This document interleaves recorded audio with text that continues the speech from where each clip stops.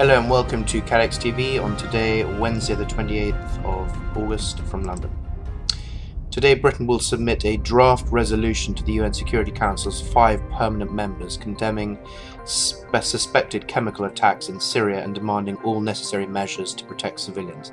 The announcement came as the United States and its allies pressed their case for likely military action against President Bashar al-Assad's regime, despite stern warnings against intervention from Damascus's key allies, Russia and Iran.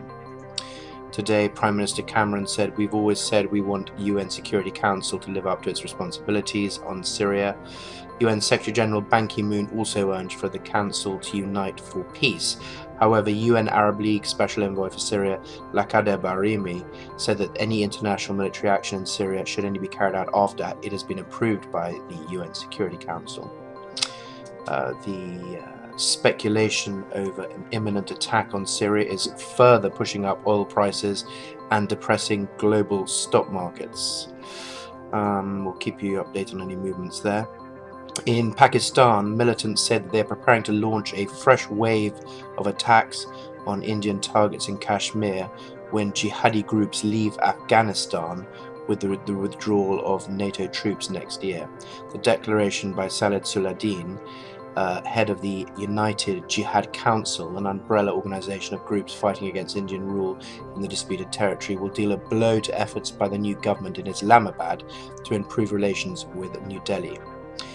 The head of the United Jihad Council said thousands of militants would return from Afghanistan when NATO combat forces complete their withdrawal by the end of 2014. He said the coming months and years will see a tremendous surge in Mujahideen activities in Indian Kashmir. And in India, at least 7 people have died and more than 20 others are said to still be trapped after a 4-story apartment block collapsed in the western Indian city of Vadodara, according to officials. The government-built block caved in this morning about 4 a.m. local time in the city's Majapur area, senior advisor Vinod Rao said. Rao said that 15 to 20 people were in the building which caved in early in the morning. Rescuers in Vadodara, which is about 110 kilometers from the provincial capital of Ahmedabad, had so far retrieved 8 people from the debris of the building, which had 14 apartments. On the weather front, in the eastern Pacific, there is Tropical Storm Kongray. Tropical Storm Kongray is currently heading towards Taiwan and is forecast to then turn and go right along the coast of Tokyo. At the moment, it has sustained winds of 50 knots. They're forecast to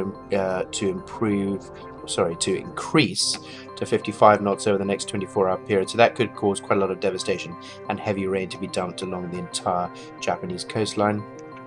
Looking at the Atlantic, there is a storm system at the bottom of Florida's panhandle, but that is not forecast to turn into anything more menacing.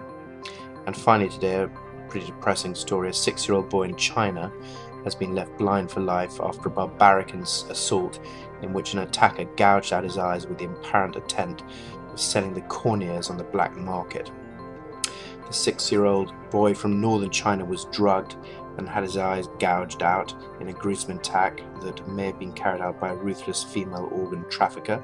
He'd been playing outside Fengji in the northern province of Zhangji when he disappeared for some 3 hours. His anxious family later found him covered in blood with his eyes missing.